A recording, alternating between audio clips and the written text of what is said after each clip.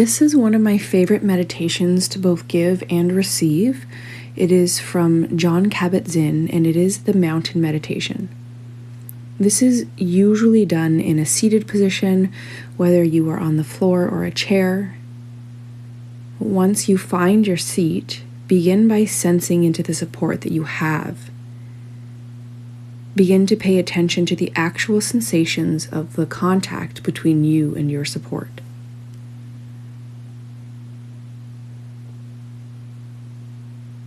And then you can start by finding a position of stability and poise.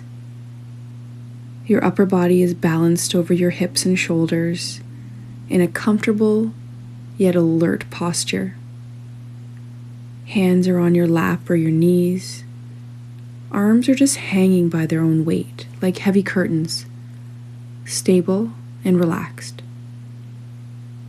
Actually sensing into your body, feeling your feet, legs, hips, lower and upper body, your arms, shoulders, neck, and head.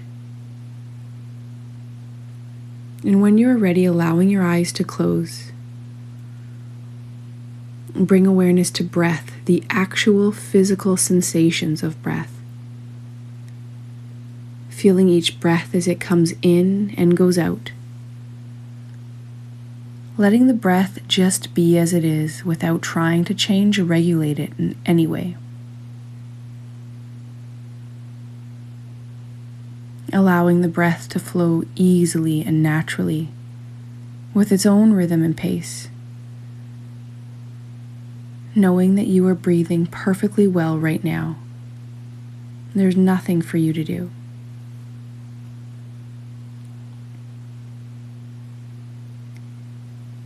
Allowing the body to be still and sitting with a sense of dignity, a sense of resolve, a sense of being complete and whole in this very moment, with your posture reflecting the sense of wholeness.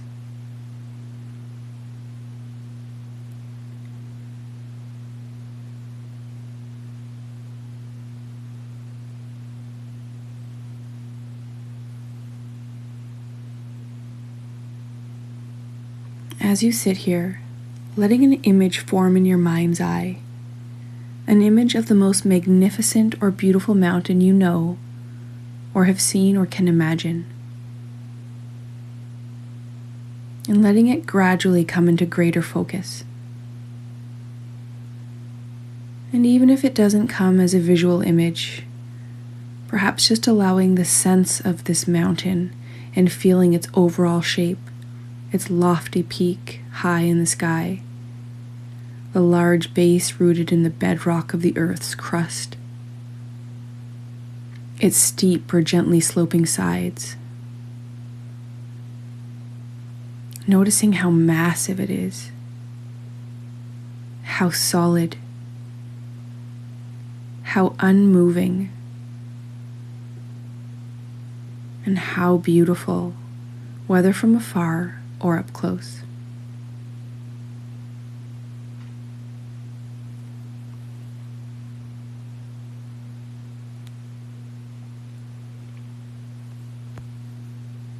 Perhaps your mountain has snow blanketing its top and trees reaching down to the base, or rugged granite sides.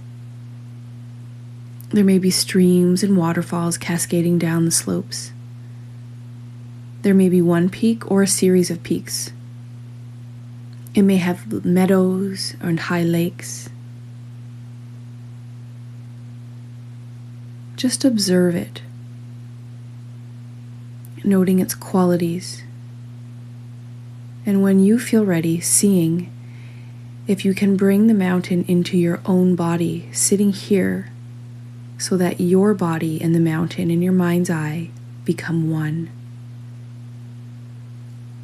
So that as you sit here, you share in the massiveness, in the stillness, and the majesty of the mountain. You become the mountain.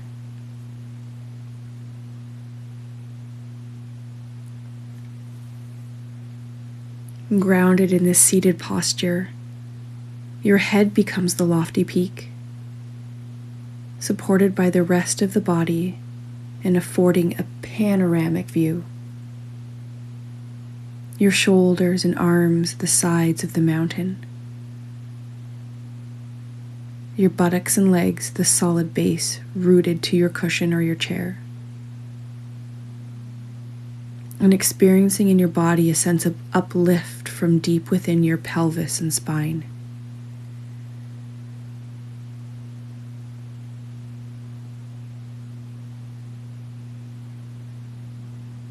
With each breath, as you continue sitting, becoming a little more a breathing mountain, alive and vital, yet unwavering in your inner stillness.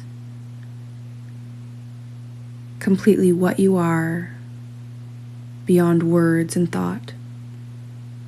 A centered, grounded, unmoving presence. A centered, grounded, unmoving presence.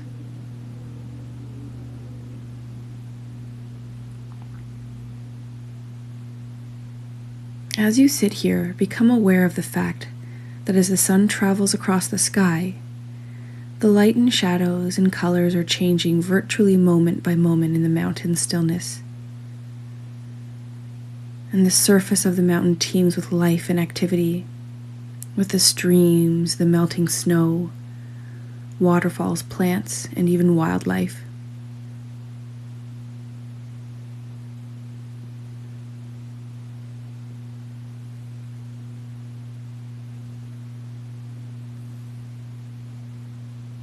As the mountain sits, seeing and feeling how night follows day and day follows night, the bright warming sun followed by the cool night sky studded with stars, and then the gradual dawning of a new day again. And through it all, the mountain just sits, experiencing change in each moment, constantly changing, yet always just being itself. It remains still as the seasons flow into one another, and as the weather changes moment by moment and day by day, calmness abiding all change.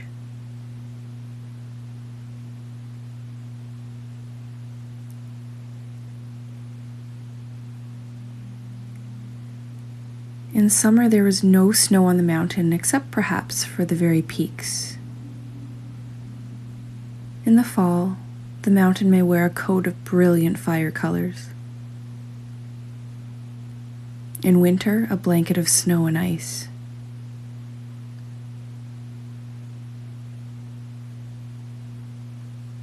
In any season, it may find itself at times enshrouded in clouds or fog, or pelted by freezing rain. People may come to see the mountain and comment on how beautiful it is, or how it's not a good day to see the mountain, that it's too cloudy or rainy or foggy or dark. But none of this matters to the mountain. The mountain remains at all times its essential self.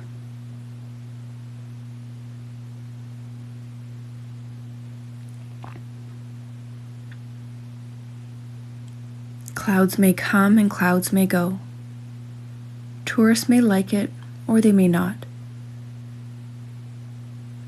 The mountain's magnificence and beauty are not changed one bit by whether people see it or not. Seen or unseen, in sun or clouds, broiling or frigid, day or night, it just sits, being itself.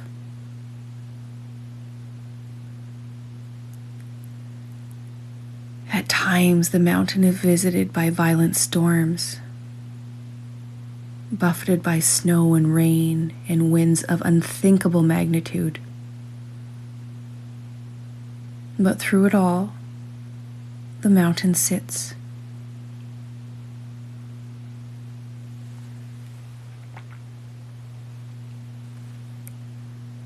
Spring comes, trees leaf out, flowers bloom in the high meadows and slopes. Birds sing in the trees once again, and streams overflow with the waters of melting snow. And through it all, the mountain continues to sit, unmoved by the weather, by what happens on its surface, unmoved by the world of appearances, and remaining its essential self. Through the seasons, the changing weather, the activity ebbing and flowing on its surface, the mountain remains its essential self.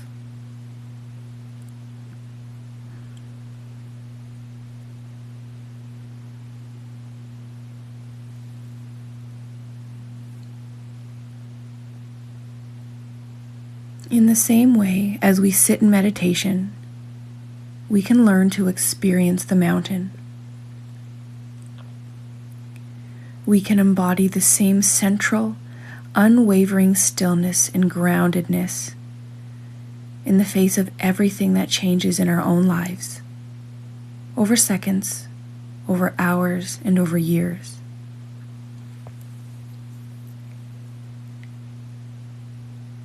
In our lives and in our meditation practice, we experience constantly the changing nature of mind and body, the changing nature of the outer world. We have our own periods of light and darkness, activity and inactivity, our moments of color and our moments of drabness.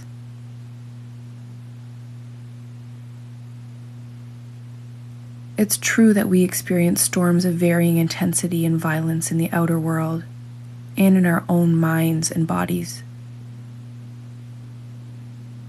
Buffeted by high winds, by cold and rain, we endure periods of darkness and pain, as well as the moments of joy and uplift.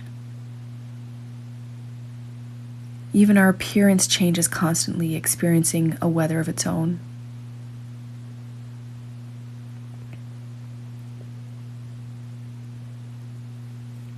By becoming the mountain in our meditation practice, we can link up with its strength and stability and adopt them for our own. We can use its energies to support our energy so that we can encounter each moment with mindfulness and equanimity and clarity.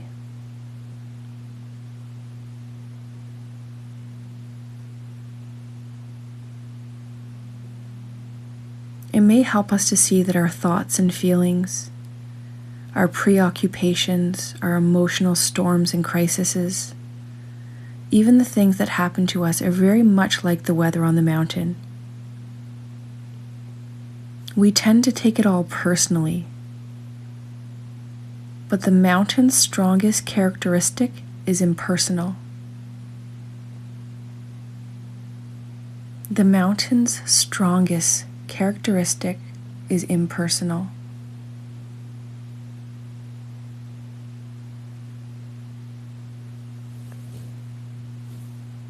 The weather of our own lives is not to be ignored or denied.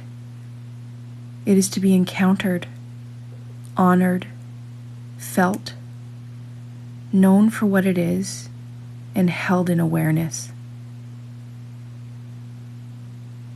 And in holding it in this way, we come to know a deeper silence and stillness and wisdom. Mountains have this to teach us and so much more if we can let it in.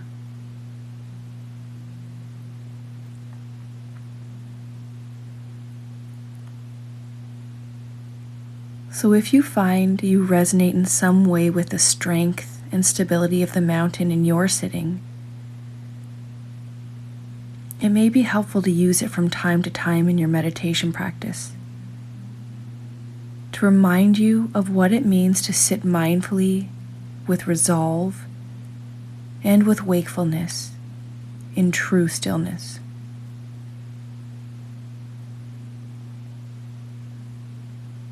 So in the time that remains, or whatever time you have, continue to sustain the mountain meditation on your own in silence, moment by moment. Feel yourself being the mountain.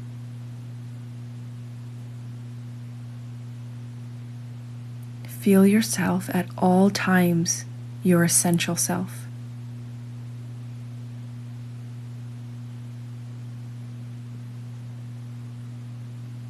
Feel yourself sitting with mindfulness and equanimity and clarity.